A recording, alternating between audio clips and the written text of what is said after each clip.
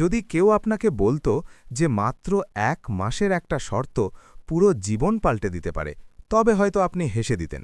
কিন্তু যখন এক শক্তিশালী মহিলা সবার সামনে বলল, 1 মাসের মধ্যে যদি আমাকে গর্ভবতী করতে পারো তবে পুরো কোম্পানি তোমার হবে, তখন সেটা আর মজা রইল না। এটা ছিল একটা চ্যালেঞ্জ, একটা অহংকারে ভরা সিদ্ধান্ত, আর এমন এক শুরু যার পরিণাম কেউ ভাবেনি। কারণ গল্পটি যত এগোয়, এই শর্তটি কেবল একজন মানুষের ভাগ্যই নয়, বরং একটা পুরো পরিবার, একটা কোম্পানি এবং অনেক লুকিয়ে থাকা সত্যি সামনে নিয়ে আসে। এই গল্প ক্ষমতার, নিস্তব্ধতার এবং সেই সত্যের যা দেরিতে সামনে আসলেও সব কিছু বদলে দেয়। এই ভিডিওটি শেষ পর্যন্ত অবশ্যই দেখুন, কারণ প্রতিটা মিনিট আপনাকে ভাবতে বাধ্য করবে। নিচে কমেন্টে জানান আপনি এই ভিডিওটি কোথা থেকে এবং কি করতে করতে দেখছেন। যদি গল্পটি আপনার মন ছুঁয়ে যায় তবে ভিডিওটি লাইক করুন, আর এমন সব গভীর আবেগঘন ও জীবনের সাথে জড়িত গল্পের জন্য চ্যানেলটি সাবস্ক্রাইব করতে ভুলবেন না। আবহাওয়া ছিল বৃষ্টির। 2022 সালের জুলাই মাসের এক সকালে গুরুগ্রামের উঁচু ইমারতগুলোর মাঝে মেঘ এত নিচে নেমে এসেছিল যেন শহরের ছাদে কোনো ভারী নিস্তব্ধতা রাখা হয়েছে। রাস্তায় জল বইছিল এবং প্রতিটা মুখে তাড়া আর ক্লান্তির এক অদ্ভুত মেলবন্ধন ছিল। এই শহরেরই এক ঝলমলে কর্পোরেট বিল্ডিংয়ে, যেখানে কোটি টাকার সিদ্ধান্ত নেওয়া হতো, সেখানে একটা লোক রোজকার মতো মেঝে পরিষ্কার করছিল। তার নাম ছিল রাঘব শর্মা। না ছিল কোনো পরিচয়, না কোনো পদ। বেশিরভাগ মানুষের কাছে সে ছিল স্রেফ একজন স্টাফ। এমন এক মুখ যাকে দেখা তো যায় কিন্তু মনে রাখা হয় না। রাঘব ধীরে ধীরে ঝাড়ু দিচ্ছিল। তার হাত মেহনতে শক্ত হয়ে গিয়েছিল, কিন্তু মুখে কোনো বিরক্তির ছাপ ছিল না। যেন সে অনেক আগে শিখে নিয়েছিল যে সম্মান গলা উঁচিয়ে নয়, নিজের কাজ সততার সাথে পালন করলে পাওয়া যায়। ঠিক সেই সময় লিফটের দরজা খুলল। উঁচু হিল জুতোর আওয়াজ পুরো হলে প্রতিধ্বনিত হল। সবার কথাবার্তা থেমে গেল। অনন্যা কাপুর ভেতরে আসছিল। কাপুর গ্রুপের উত্তরাধিকারী। ক্ষমতা আর কঠোরতার আরেক নাম। তার চলায় আত্মবিশ্বাস ছিল, কিন্তু চোখের নিচে লুকিয়ে থাকা ক্লান্তি কেউ দেখতে পাচ্ছিল না। প্রতিদিন তাকে মনে করিয়ে দেওয়া হতো যে সে কেবল একজন সিইও নয়, সে একজন মেয়ে, একজন উত্তরাধিকারী এবং সমাজের প্রত্যাশার বোঝা। বিয়ে কবে করবে, বংশ কবে এগোবে, এই প্রশ্নগুলো তার নিঃশ্বাসের সাথে চলত। রাঘব মাথা নিচু করে নিজের কাজ চালিয়ে যাচ্ছিল।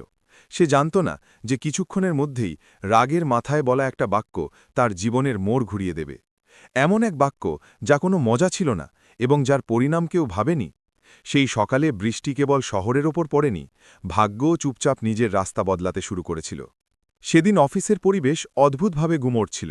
বাইরে অনবরত বৃষ্টি হচ্ছিল, কিন্তু ভেতরের হাওয়া যেন থমকে গিয়েছিল। কম্পিউটার স্ক্রিন চালু ছিল, মানুষ নিজের চেয়ারে বসেছিল, কিন্তু কারও মন কাজে লাগছিল না। প্রত্যেকে অনুভব করছিল যে আজ কিছু আলাদা হতে চলেছে, যেন কোনো এক অদৃশ্য অস্থিরতা দেয়ালে ধাক্কা খেয়ে ফিরে আসছে। অনন্যা কাপুর দ্রুত পায়ে করিডর পার হচ্ছিল। সারা রাত তার চোখে ঘুম আসেনি। মাথার ভেতর হালকা ব্যথাটা ক্রমাগত বাড়ছিল এবং মনে সেই পুরনো প্রশ্নগুলোই প্রতিধ্বনিত হচ্ছিল, যা থেকে সে প্রতিদিন পালানোর চেষ্টা করত। সে কি সত্যিই ততটা মজবুত যতটা সে দুনিয়াকে দেখায়, নাকি মজবুত সাজার অভ্যেস তাকে ভেতর থেকে ক্লান্ত করে দিয়েছে? বাড়ি থেকে বেরোনোর সময় আবার সেই একই কথা, একই মনে করিয়ে দেওয়া যে সে কেবল একজন সিইও নয়, বরং একজন মেয়ে, একজন উত্তরাধিকারী এবং এক ঐতিহ্যের দায়িত্ব। এই কথাগুলো সরাসরি বলা হতো না, কিন্তু প্রতিটা নিস্তব্ধতায় মিশে থাকত। করিডোরের এক প্রান্তে রাঘব শর্মা সময়ের মতো মেঝে পরিষ্কার করছিল। তার কাজ ছিল সাধারণ, তার গতি ছিল ধীর এবং তার উপস্থিতি ছিল প্রায় অদৃশ্য। সে বহু বছর ধরে এটা শিখে গিয়েছিল যে এই ইমারতে আওয়াজ তোলা বেকার। এখানে সম্মান পথ থেকে আসে, মানুষ থেকে নয়। অনন্যার নজর হঠাৎ সেই টেবিলের ওপর পড়ল যেখানে জলের হালকা ছাপ রয়ে গিয়েছিল।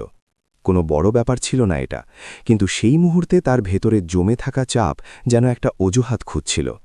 তার হাত দুটো নিজে থেকেই শক্ত হয়ে গেল, নিঃশ্বাস একটু দ্রুত হল, আর মস্তিষ্ক সতর্ক করার আগেই জিভকে স্বাধীন করে দিল। এটা কি? তার গলা হঠাৎ চড়ে গেল, আর পুরো হল যেন নিথর হয়ে গেল। মানুষ মাথা তুলে দেখতে লাগল, তারপর অস্বস্তিতে আবার মুখ নিচু করে নিল। রাঘব মাথা তুলল। তার গলা ছিল শান্ত, প্রায় ধীর। সে বলল যে যদি কোনো খামতি থেকে থাকে তবে সে এখনই ঠিক করে দিচ্ছে। এই উত্তরটা সাধারণ ছিল, কিন্তু অনন্যার সেই মুহূর্তে মনে হল যেন কেউ তাকে চ্যালেঞ্জ করছে, যেন তার ক্লান্তিকে হালকাভাবে নেওয়া হচ্ছে। সে তাচ্ছিল্যের সুরে বলল যে তার কি এখানে কথা বলার অধিকার আছে। ঘরে বসে থাকা মানুষগুলো আরও কুঁচকে গেল, কেউ মাঝখানে কথা বলার সাহস পেল না। রাঘবের বুক ঢিপঢিপ করছিল, কিন্তু সে নিজের গলা কাঁপতে দিল না। সে শুধু এতটুকুই বলল যে ভুল হলে সে মেনে নেয়, কিন্তু অকারণে অপমান সহ্য করাও ঠিক নয়। এটাই ছিল সেই মুহূর্ত যখন অনন্যার ভেতরের দেয়াল ভেঙে গেল। মাসের পর মাস জমে থাকা চাপ, বছরের পর বছর ধরে বয়ে চলা প্রত্যাশা, আর সেই কষ্ট যা নিয়ে সে কারো সাথে কথা বলতো না, সব একসাথে বেরিয়ে এলো। না ভেবে না থেমে সে এমন কথা বলে ফেলল যা হয়তো সে কখনো সুস্থ মস্তিষ্কে বলতো না। সে বলল যে যদি 1 মাসের মধ্যে সে তাকে গর্ভবতী করতে পারে তবে সে তাকে বিয়ে করবে এবং কোম্পানি তার হাতে তুলে দেবে। কিছু সেকেন্ড পর্যন্ত কেউ নিঃশ্বাস নিল না, মনে হলো যেন সময় থমকে গেছে। রাঘবের হাত থেমে গেল। তার চোখে বিস্ময় ছিল, কিন্তু রাগ ছিল না। সে খুব ধীরে জিজ্ঞেস করল যে সে কি সত্যি এটাই বলতে চায়। সেই প্রশ্নটি অনন্যাকে ভেতর পর্যন্ত নাড়িয়ে দিল, কিন্তু এখন আর পিছিয়ে যাওয়ার রাস্তা ছিল না। সে ঠান্ডা গলায় বলল যে সে নিজের কথা ফিরিয়ে নেয় না। রাঘব মাথা নিচু করে নিল এবং ঠিক ততটাই শান্তভাবে বলল যে যদি এটাই তার শর্ত হয় তবে সে পিছিয়ে আসবে না। তার গলায় না ছিল লোভ, না ছিল জয়ের গর্ব, স্রেফ এক অদ্ভুত গ্রহণযোগ্যতা ছিল। সেই মুহূর্তে কারো ধারণা ছিল না যে এটা স্রেফ অফিসের একটা ঝগড়া নয়, এটা দুটো জীবনকে বেঁধে ফেলার এক শুরু। বাইরে বৃষ্টি পড়তে থাকল, আর সেই ইমারতের ভেতরে কোনো আওয়াজ ছাড়াই ভাগ্য নিজের রাস্তা বদলে নিল। পরের সকালে গুরুগ্রামের হাওয়ায় এক অদ্ভুত অস্থিরতা মিশেছিল। বৃষ্টি থেমে গিয়েছিল, কিন্তু তারপরে যে এক ভারী নিস্তব্ধতা রয়ে যায়, সেই নিস্তব্ধতাই এখন কাপুর গ্রুপের ইমারতেও অনুভূত হচ্ছিল। বাইরে থেকে সবকিছু স্বাভাবিক মনে হতো, কিন্তু ভেতরে প্রতিটা কদমে পরিবেশ বদলে গিয়েছিল। মানুষ কাজে ব্যস্ত দেখাচ্ছিল, কিন্তু তাদের নজর বারবার উপরে উঠে যাচ্ছিল, আর কথাবার্তা প্রায়ই অসম্পূর্ণ থেকে যাচ্ছিল। যেন প্রতিটা শব্দ বলার আগে কোনো অদৃশ্য ভয় কাজ করছিল। রাঘব শর্মা সবসময়ের মতো সময়ে পৌঁছাল এবং চুপচাপ নিজের কাজে লেগে গেল। তফাৎ শুধু এতটুকুই ছিল যে আজ তাকে আর উপেক্ষা করা হচ্ছিল না। কিছু মানুষ তাকে দেখে অস্বস্তিতে পড়ছিল, কেউ অকারণে বেশি বিনয় দেখাচ্ছিল, আর কেউ কেউ এমন ছিল যাদের চোখে কৌতূহল পরিষ্কার ধরা পড়ছিল। প্যান্ট্রি থেকে শুরু করে করিডোর পর্যন্ত গতকালের ঘটনার ছায়া ছড়িয়েছিল, কিন্তু রাঘব নিজেকে এ থেকে আলাদা রাখার চেষ্টা করল। সে বছর জুড়ে এটাই শিখেছিল যে যখন পরিস্থিতি হঠাৎ বদলে যায় তখন রোজকার সাদাসিধেই জীবনের সবথেকে বড় সাহারা হয়ে দাঁড়ায়।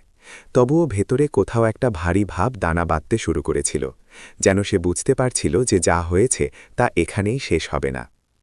উপরের তলায় অনন্যা কাপুর নিজের কেবিনে একা বসেছিল।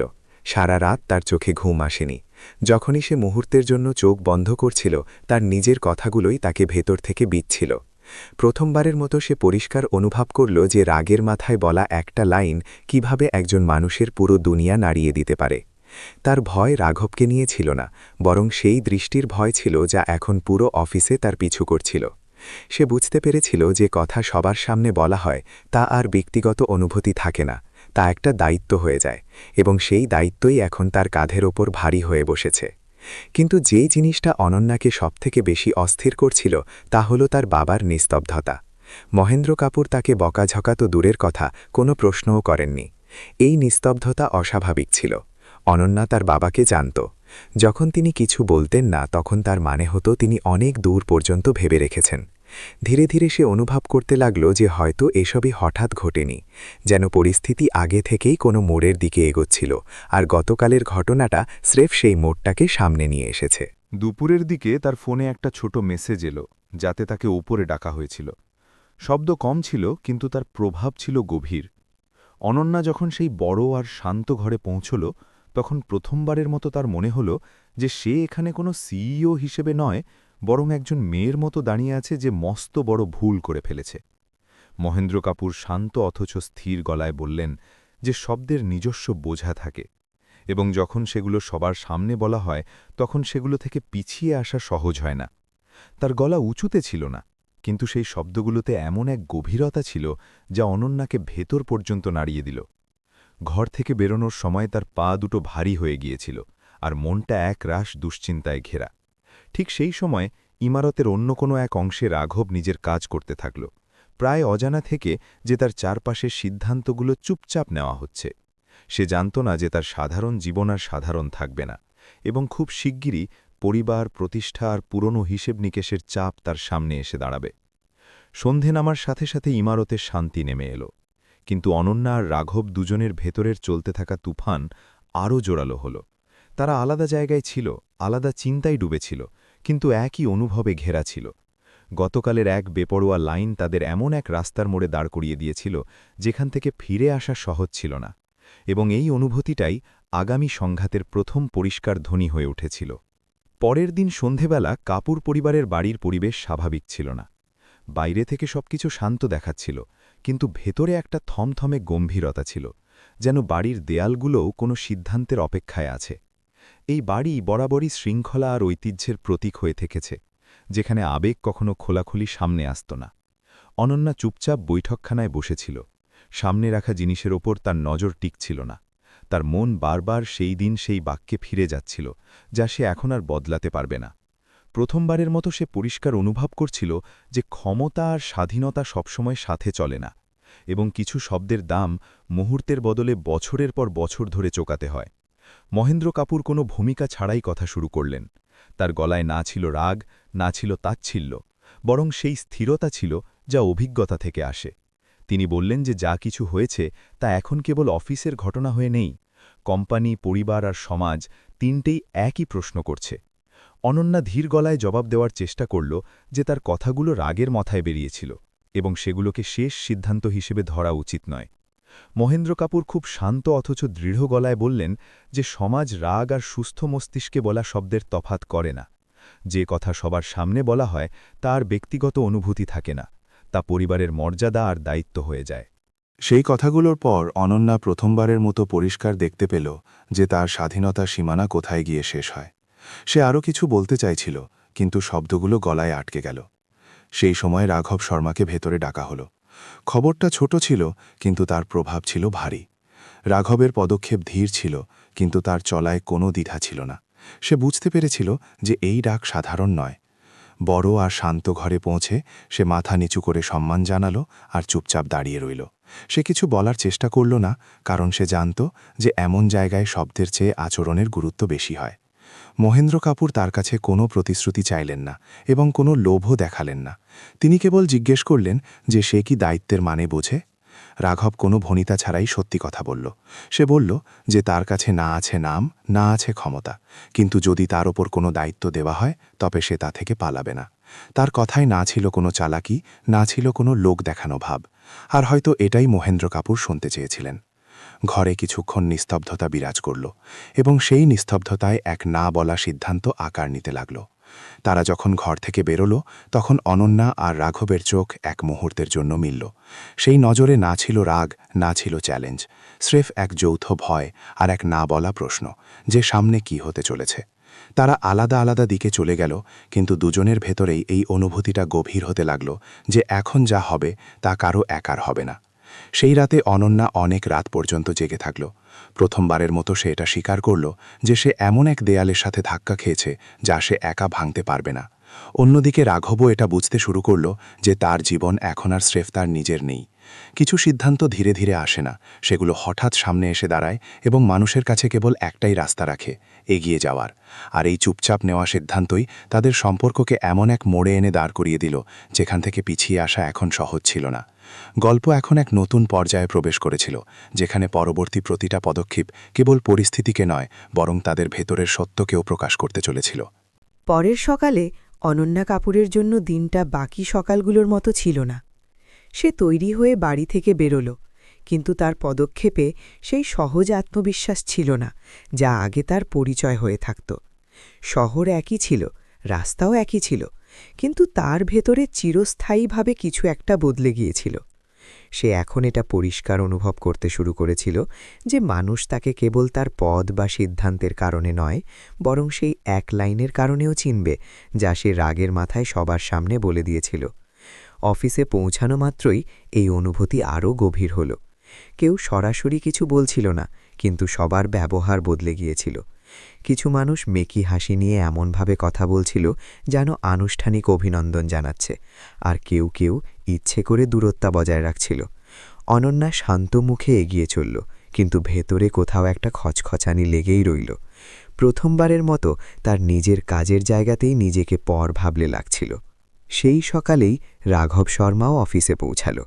তার জন্য এই বদল আরও বেশি অস্বস্তিকর ছিল। যারা গতকাল পর্যন্ত তার দিকে ফিরেও তাকাত না, আজ তারাই তার সামনে প্রয়োজনে বেশি সতর্ক দেখাচ্ছিল।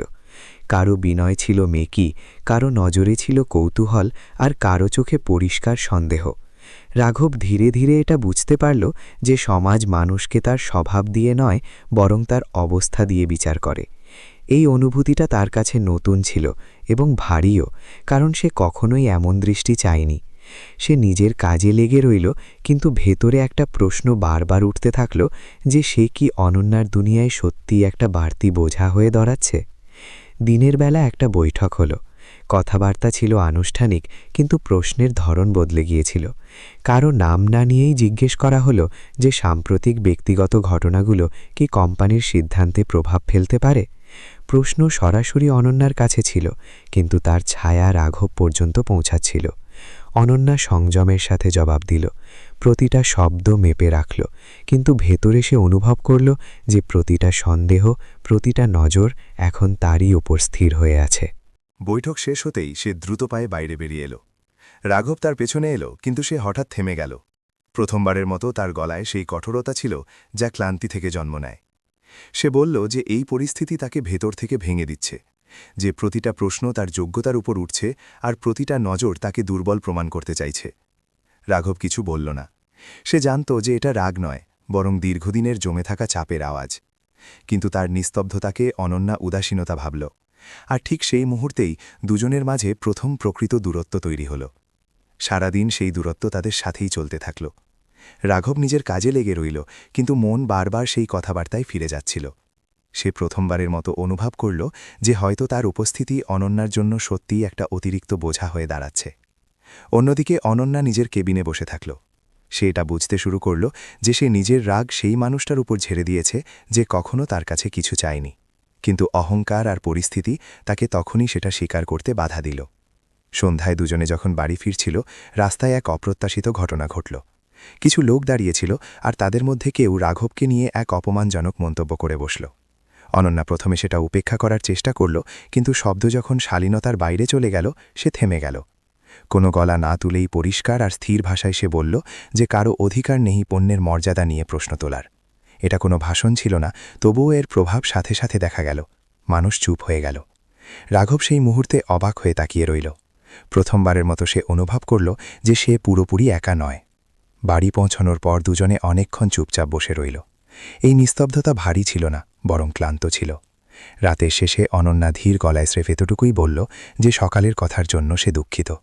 রাঘব কোনো অভিযোগ ছাড়াই উত্তর দিল যে সে বুঝতে পারছে।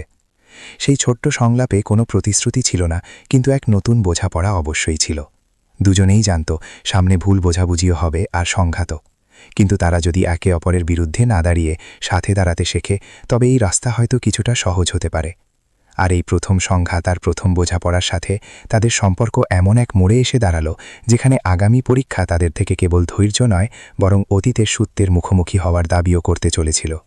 পরের দিন সকাল থেকেই অনন্যার ভেতরে এক অদ্ভুত অস্থিরতা ছিল। তার বাবার মেসেজটা ছোট ছিল, কিন্তু শব্দের পেছনের গম্ভীরতা পরিষ্কার টের পাওয়া যাচ্ছিল। সন্ধ্যায় বাড়ি আসতে হবে, দরকারি কথা আছে। অনন্যা জানত মহেন্দ্র কাপুর অকারণে এভাবে ডাকেন না। অফিসে সারাদিন সে নিজেকে কাজে ডুবিয়ে রাখল, কিন্তু প্রতিটা ফাইল আর প্রতিটা মিটিংয়ের মাঝে তার মন বারবার সেই মেসেজে ফিরে যাচ্ছিল। অন্যদিকে রাঘবকে কেউ কিছু বলেনি, তবুও তার ভেতরে এই অনুভূতি গভীর হতে লাগল যে যা কিছু আসতে চলেছে তা তার সাথেও যুক্ত হবে। গত কদিনে সে এটা বুঝে গিয়েছিল যে যখন চারপাশ খুব শান্ত হয়ে যায়, তখনই আসল সিদ্ধান্তগুলো নেওয়া হতে থাকে। সন্ধ্যায় তারা যখন বাড়ি পৌঁছাল, বৈঠকের পরিবেশ স্বাভাবিক ছিল না। আলো কম ছিল, আর ঘরে একটা স্থির গম্ভীরতা ছিল, যেন সময় নিজেই ধীর হয়ে গেছে।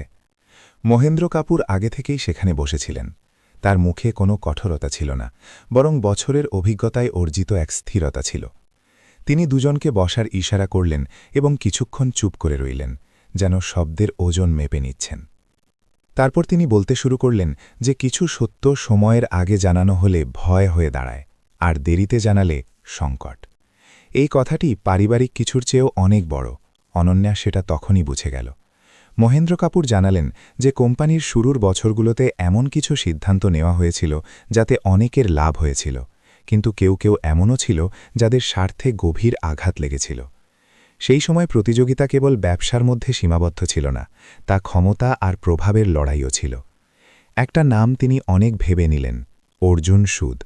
সেই ব্যক্তি যে একসময় কাপুর গ্রুপের সাথে অংশীদারিত্বের আশা করেছিল, আর যখন তাকে বাইরে বের করে দেওয়া হলো তখন সে এটাকে শেষ নয় বরং অসম্পূর্ণ হিসেব বলে ধরে নিল। সময়ের সাথে সাথে ব্যাপারটা চাপা পড়ে গিয়েছিল, কিন্তু পুরোপুরি শেষ কখনো হয়নি। সাম্প্রতিক ঘটনাগুলো সেই পুরনো ক্ষতগুলোকে আবার টাটকা করে দিয়েছে, আর কিছু মানুষ আবার সক্রিয় হয়ে উঠেছে। মহেন্দ্র কাপুর পরিষ্কার জানালেন যে এবার চাপ সৃষ্টির রাস্তা আলাদা।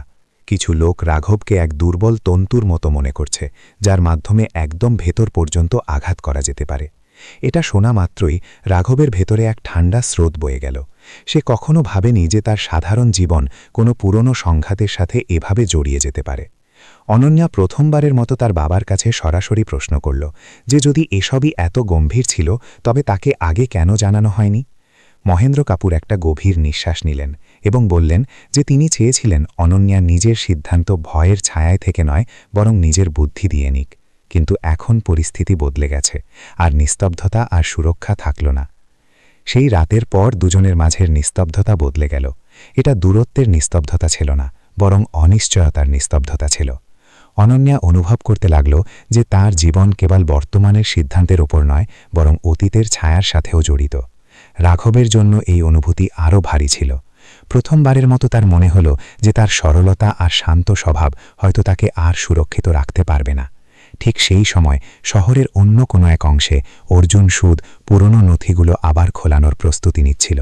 তার মুখে না ছিল কোনো তাড়া, না ছিল কোনো সন্তোষ, স্রেফ অপেক্ষা ছিল, যেন সে জানে যে সঠিক সময় এখন আর বেশি দূরে নয়। রাত গভীর হতে থাকল, কিন্তু প্রশ্নগুলো জেগে রইল। অনন্যা আর রাঘব দুজনেই বুঝে গিয়েছিল যে আগামী দিনগুলো সহজ হবে না। কোনো সত্য সামনে আসবে, কেউ দাবি তুলবে, আর তাদেরই ঠিক করতে হবে যে তারা পরিস্থিতির জোয়ারে ভেসে যাবে নাকি তার মোকাবিলা করে নিজেদের রাস্তা নিজেরা বানাবে। এই অনুভূতির সাথেই গল্পটি সেই মোড়ে পৌঁছে গিয়েছিল যেখানে লড়াই এখন আর কেবল বর্তমানের নয় বরং অতীতের ছায়ার সাথেও হতে চলেছিল। পরের দিন সকালে কাপুর গ্রুপের ইমারতের বাইরের পরিবেশ বদলে গিয়েছিল। সেই একই রাস্তা, একই আনাগোনা, কিন্তু গেটের সামনে দাঁড়িয়ে থাকা ক্যামেরা আর এদিক ওদিক দাঁড়িয়ে থাকা মানুষগুলো পরিষ্কার বলে দিচ্ছিল যে এখন আর কথা কেবল ভেতরের নেই। মিডিয়া সরাসরি কোনো প্রশ্ন করছিল না, কিন্তু তাদের উপস্থিতি চাপ সৃষ্টির জন্য যথেষ্ট ছিল। ভেতরে অফিসে মানুষ নিজের নিজের কাজে লেগেছিল, কিন্তু কথাবার্তায় আগের মতো সেই সাবলীলতা ছিল না। প্রতিটা শব্দ মিপে বলা হচ্ছিল, যেন কোনো অদৃশ্য রেকর্ডিং চলছে। অনন্যা এসবই দেখছিল, কিন্তু মুখে কোনো ভয় আসতে দিল না। সে বুঝতে পেরেছিল যে এই সময়টা আবেগের নয় বরং সংযমের পরীক্ষা। রাঘবও এই পরিবর্তন অনুভব করল। প্রথমবারের মতো তার মনে হল যে নজরগুলো কেবল কৌতূহল নিয়ে নয় বরং কোনো হিসেব মেলাতে তাকে দেখছে। যেন কিছু মানুষ আগে থেকেই ঠিক করে রেখেছে যে এই গল্পে তার জায়গা কোথায়। সে শান্ত থাকল, কিন্তু ভেতরে এক সতর্কতা জেগে উঠেছিল। এখন আর কেবল সহ্য করার সময় ছিল না, বরং এটা বোঝার সময় ছিল যে এই খেলাটি কোন দিকে ঘোরানো হচ্ছে। দুপুরের দিকে একটি বিশেষ বৈঠক ডাকা হলো। আলোচ্য বিষয় সাধারণ ছিল, কিন্তু ঘরে বসা মুখগুলোর গম্ভীরতা অন্য কিছু বলছিল। আলোচনা যেমন যেমন পুরনো বিনিয়োগ, সুরক্ষা আর প্রক্রিয়ার দিকে এগোলো, প্রশ্নের অভিমুখ ধীরে রাঘবের দিকে ঝুঁকতে লাগল। কোনো সরাসরি অভিযোগ ছিল না, মগর সংকেতগুলো এত পরিষ্কার ছিল যে উপেক্ষা করা যাচ্ছিল না। অনন্যা এটা অনুভব করল এবং কোনো ভূমিকা ছাড়াই পরিষ্কার বলল যে যদি কারো সন্দেহ থাকে তবে তাকে খোলাখুলি সামনে আসা উচিত। ঘরে কিছু মুহূর্তের জন্য গভীর নিস্তব্ধতা ছেয়ে গেল। ঠিক তখনই দরজা খুলল। কাঁচের দরজা দিয়ে চুইয়ে আসা আলোয় একটা ছায়া ভেতরে আসলো, আর তারপর সেই মুখটা সামনে আসলো, অর্জুন সুদ। এখন পর্যন্ত যে নামটা শুধু ফাইল আর ফিসফাস কথার মধ্যে ছিল, তা প্রথমবারের মতো খোলাখুলিভাবে সামনে দাঁড়িয়েছিল। তার চলায় আত্মবিশ্বাস ছিল, মুখে হালকা হাসি আর চোখে ঠান্ডা হিসেব। সে এমনভাবে ঘরে পা রাখল যেন সেখানে থাকার তার পূর্ণ অধিকার আছে। তার গলা শান্ত ছিল যখন সে বলল যে সে কেবল কোম্পানির স্বার্থে কিছু প্রশ্ন তুলতে চায়, কারণ অসম্পূর্ণ সত্য যে কোনো সংস্থাকে ভেতর থেকে দুর্বল করে দেয়। শব্দগুলো ভারসাম্যপূর্ণ ছিল, কিন্তু তার নজর বারবার রাঘবের ওপর গিয়ে পড়ছিল, যেন সে তাকেই অস্থিরতার মূল কারণ হিসেবে প্রমাণ করতে চায়। ঘরের উত্তেজনা আরও গভীর হল। অনন্যা অর্জুনের কথা মন দিয়ে শুনল এবং তারপর ঠিক ততটাই স্থির গলায় বলল যে স্বচ্ছতার মানে বাছাই করা সত্য নয়, যদি প্রশ্ন থাকে তবে উত্তরও পূর্ণাঙ্গ হতে হবে। অর্জুনের ঠোঁটে হালকা হাসি আসল। সে বলল যে সত্য আজ হোক বা কাল সামনে এসেই পড়ে। এটা সরাসরি হুমকি ছিল না, কিন্তু বার্তা পরিষ্কার ছিল। সেই মুহূর্তেই রাঘব এগিয়ে এসে কথা বলার সিদ্ধান্ত নিল। তার গলা চড়া ছিল না, কিন্তু শব্দগুলো পরিষ্কার আর দৃঢ় ছিল। সে বলল যে যদি কারো তাকে নিয়ে সন্দেহ থাকে তবে সে প্রতিটা প্রশ্নের উত্তর দেওয়ার জন্য তৈরি আছে। সে কোনো পদ বা নামের সাহায্যে দাঁড়িয়ে নেই, বরং নিজের কাজ আর নিজের সততার সাথে এখানে উপস্থিত আছে। সেই এক মুহূর্তে ঘরের ভারসাম্য বদলে গেল। কিছু মানুষ অস্বস্তিতে পড়ল, কেউ নজর নিচু করে নিল। অর্জুন রাঘবকে খুঁটিয়ে দেখল, যেন কোনো পুরনো অনুমানের সত্যতা যাচাই করছে। বৈঠক কোনো আনুষ্ঠানিক সিদ্ধান্ত ছাড়াই শেষ হল, কিন্তু এটা সবার কাছে পরিষ্কার ছিল যে এখন আর পিছিয়ে যাবার রাস্তা নেই। এই সংঘাত এখানেই থামবে না।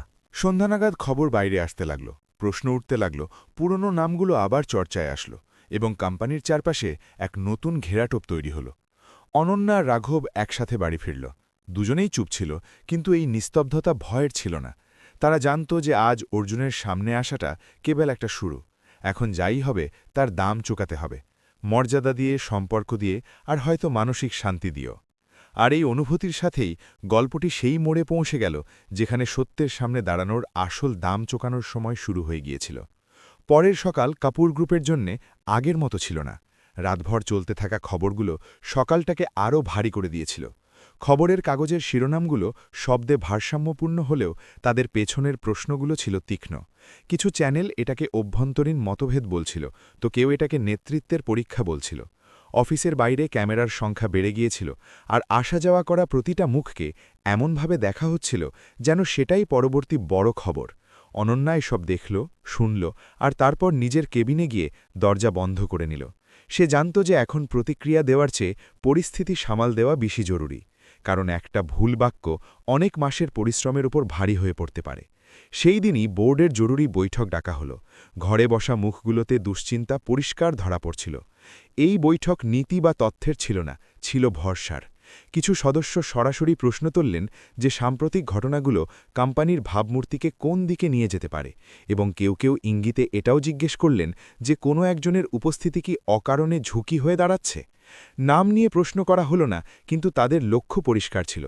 অনন্যা সংযম বজায় রাখল এবং বলল যে কোম্পানি গুজবের ভিত্তিতে সিদ্ধান্ত নেয় না, প্রতিটা আশঙ্কার উত্তর তথ্য দিয়ে দেওয়া হবে। তার শব্দগুলো শান্ত ছিল, কিন্তু তাতে এই স্পষ্ট বার্তা ছিল যে ভয়ের ভিত্তিতে কোনো আপোষ হবে না। বৈঠকের সময় রাঘব খুব একটা কথা বলল না। সে বুঝতে পারছিল যে এই ঘরে প্রতিটা নজর আর প্রতিটা নিস্তব্ধতা কোনো একটা সিদ্ধান্তের দিকে এগোচ্ছে। প্রথমবারের মতো তার মনে হল যে এখন প্রশ্ন কেবল তার বর্তমান নিয়ে নয়, তার অতীত নিয়েও হতে পারে। বৈঠক শেষ হওয়ার পর মহেন্দ্র কাপুর তাকে আলাদাভাবে থাকতে বললেন। ঘরে আবার সেই স্থিরতা ছিল, কিন্তু এবার তাতে দ্বিধা নয়, বরং সত্য প্রকাশের প্রস্তুতি ছিল। মহেন্দ্র কাপুর ধীর গলায় বললেন যে কিছু কথা আর লুকিয়ে রাখা যাবে না। তিনি জানালেন যে বছর আগে যখন কোম্পানি তার সবথেকে অস্থির সময়ের মধ্যে দিয়ে যাচ্ছিল, তখন একটা প্রজেক্ট হঠাৎ মাঝপথে থামিয়ে দেওয়া হয়েছিল। সেই সিদ্ধান্তে অনেক মানুষ ক্ষতিগ্রস্ত হয়েছিল, এবং তাদের মধ্যে একজন রাঘবের বাবাও ছিলেন। তিনি সাধারণ কর্মচারী ছিলেন না, বরং সেই প্রজেক্টের আসল ভিত্তি ছিলেন।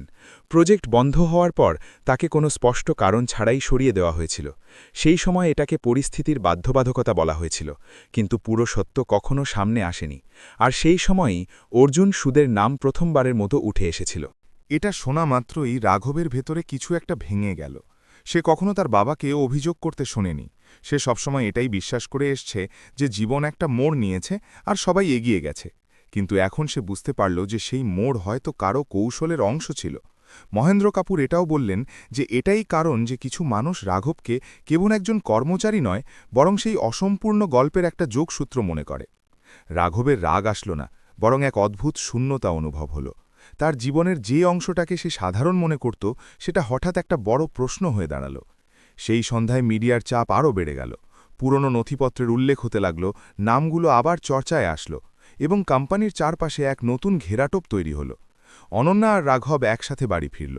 দুজনেই চুপ ছিল, কিন্তু এবার নিস্তব্ধতায় ক্লান্তির সাথে সাথে সত্যের বোঝাও ছিল। অনন্যা প্রথমবারের মতো পরিষ্কার দেখতে পেল যে এই লড়াই কেবল কোম্পানি বাঁচানোর নয়, বরং সেই মানুষটাকে বোঝারও যে এখন তার সাথে দাঁড়িয়ে আছে।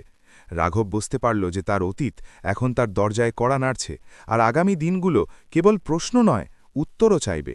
রাত গভীর হতে থাকল, শহরের গতি একই রইল, কিন্তু ভেতরে এক নতুন সত্য আকার নিয়ে নিয়েছিল।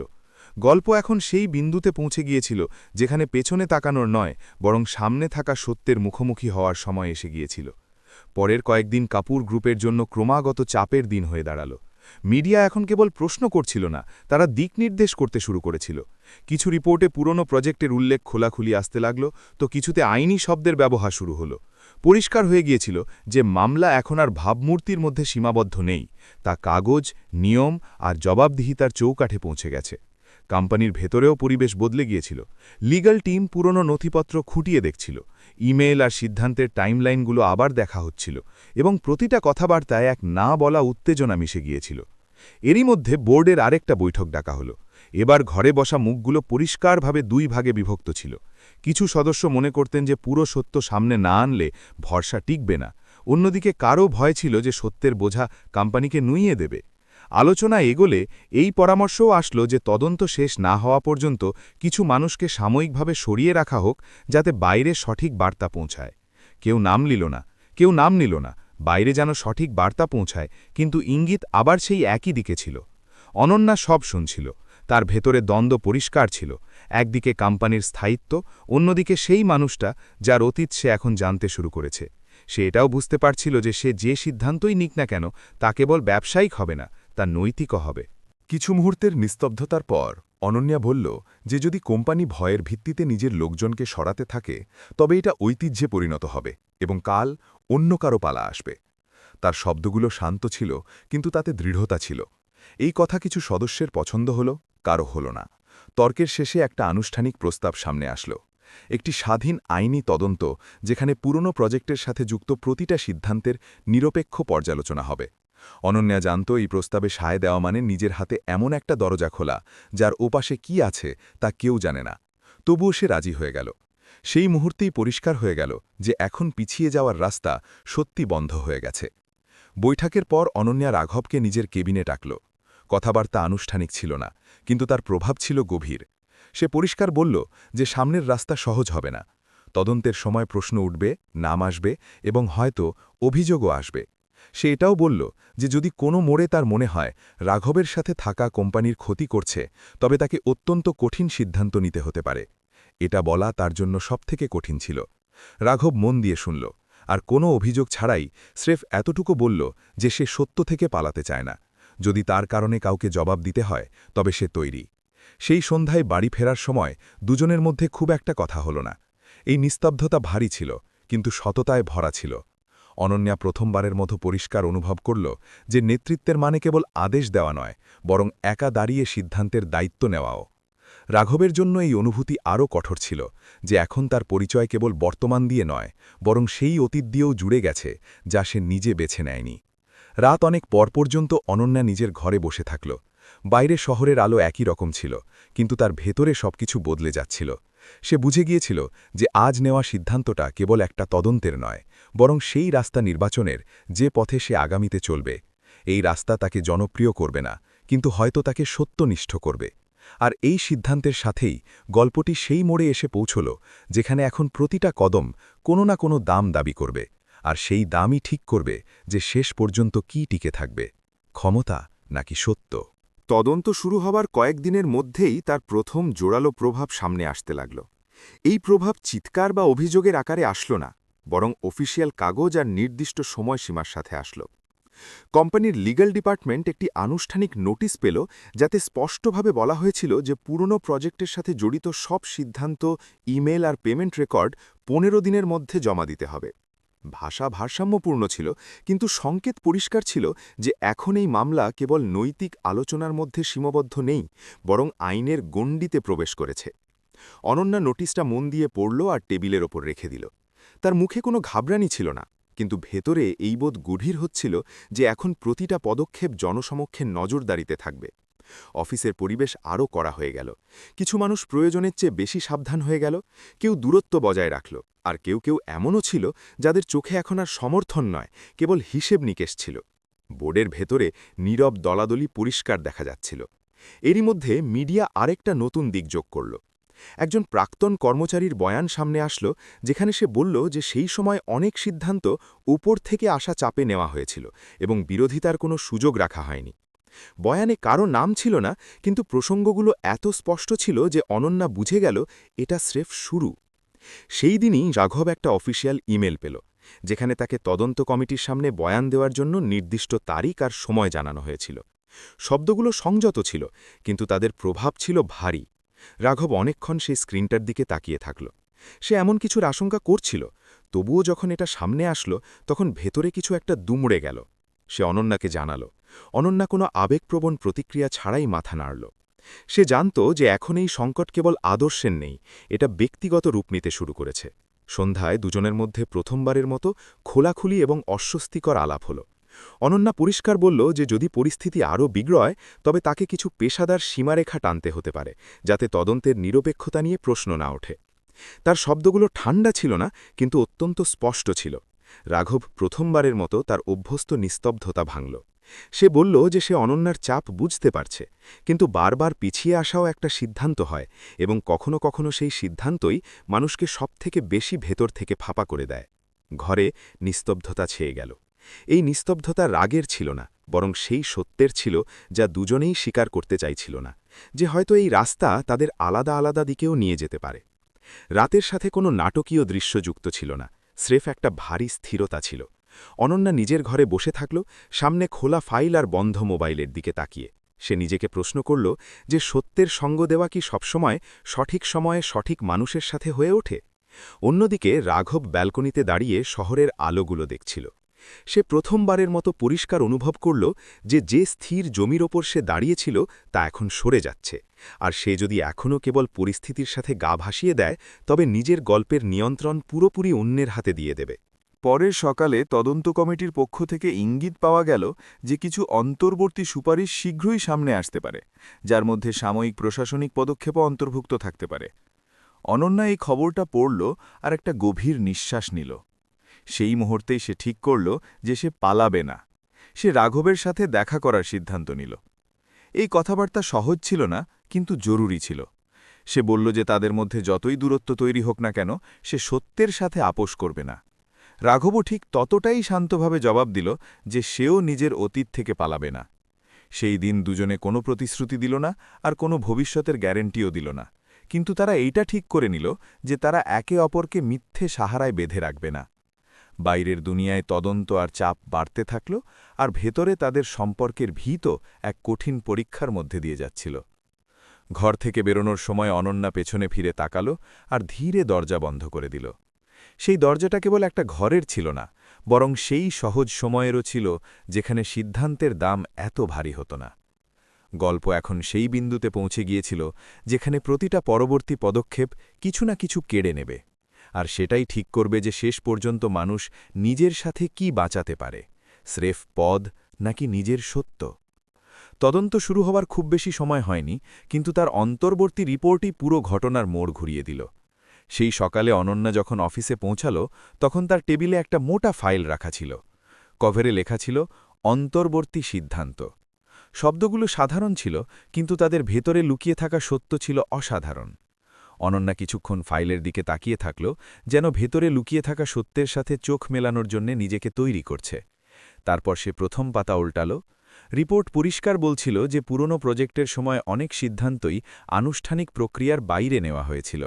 কিছু নথিপত্র ইচ্ছা করে অসম্পূর্ণ রাখা হয়েছিল, এবং কিছু পেমেন্ট এমন ছিল যাদের কোনো স্পষ্ট কারণ নথিবদ্ধ ছিল না। এটা কোনো একজনের ভুল মনে হচ্ছিল না, বরং এটা একটা পুরো সময়ের নিস্তব্ধতা আর ভয়ের ফল ছিল, যাকে বছরের পর বছর স্বাভাবিক বলে মেনে নেওয়া হয়েছিল। অনন্যা যত পড়তে থাকল, একটা নাম বারবার সামনে আসতে লাগল। সেই নামটা যাকে দীর্ঘ সময় ধরে ফাইলের মার্জিনে সরিয়ে রাখা হয়েছিল, রাঘবের বাবা। রিপোর্টে স্পষ্টভাবে উল্লেখ ছিল যে তিনি কেবল সেই প্রজেক্টের অংশ ছিলেন না, বরং তিনি সেই গুটি কয়েক মানুষের মধ্যে একজন ছিলেন যারা অভ্যন্তরীণ অনিয়মের ওপর প্রশ্ন তুলেছিলেন। তিনি লিখিত আপত্তি জানিয়েছিলেন, বৈঠকগুলোতে অসম্মতি প্রকাশ করেছিলেন এবং শেষ পর্যায়ে কিছু নথিপত্র সুরক্ষিত রাখার চেষ্টাও করেছিলেন। এর ঠিক পরেই প্রজেক্টটি হঠাৎ বন্ধ করে দেওয়া হয় এবং পরিকাঠামোগত পরিবর্তনের অজুহাতে তাকে বের করে দেওয়া হয়।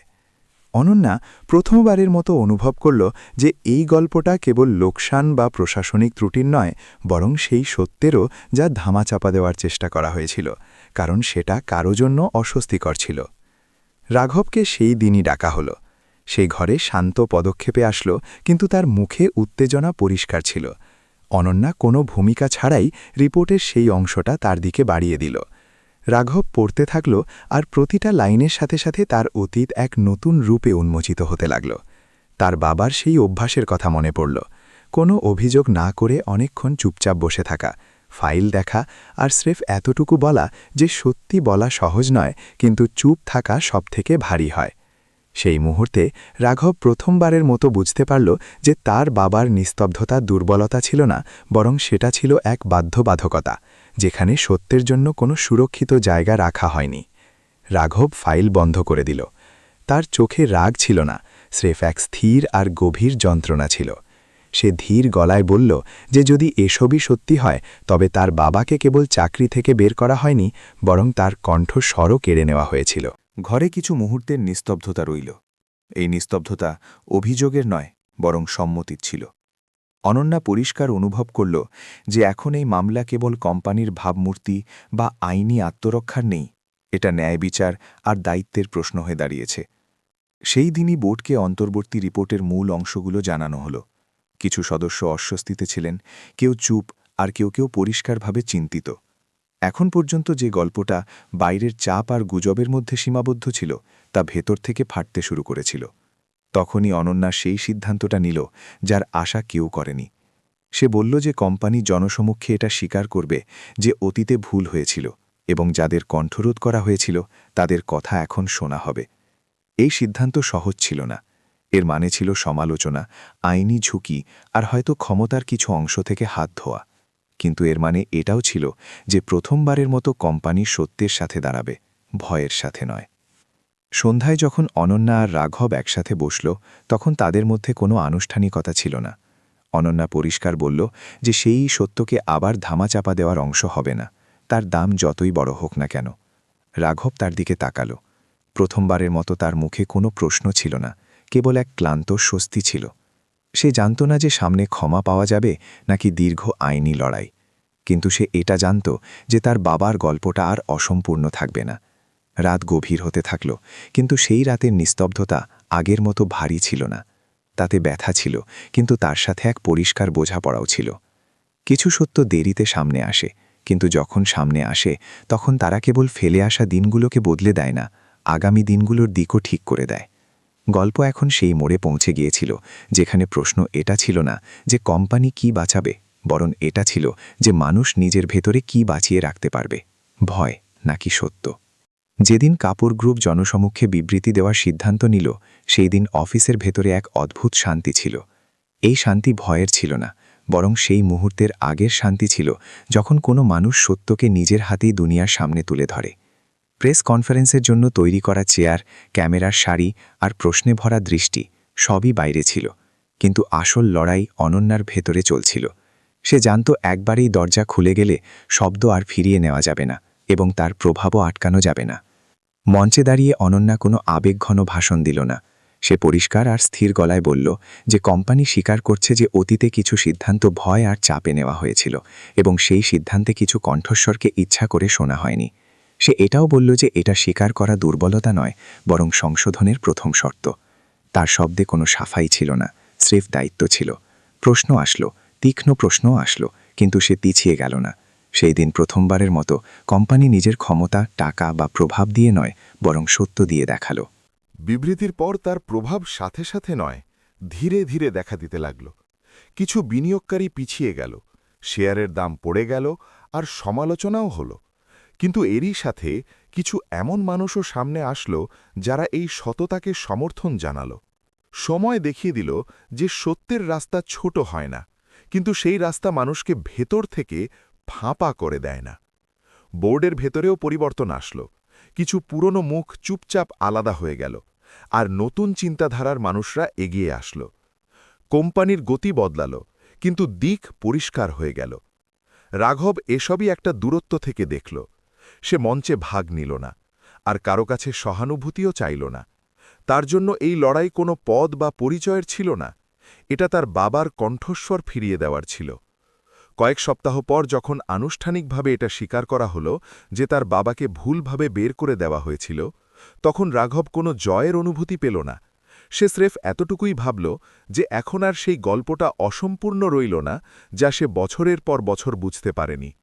এক সন্ধ্যায় সে সেই ব্যালকনিতেই দাঁড়িয়েছিল, যেখানে একসময় নিজেকে অসহায় মনে করত। শহরের আলোগুলো একই রকম ছিল, কিন্তু তার মনটা আলাদা ছিল। অনন্যা তার পাশে এসে দাঁড়াল। দুজনে খুব একটা কথা বলল না। কিছু লড়াইয়ের পর শব্দ কম আর বোঝাপড়া বেশি হয়।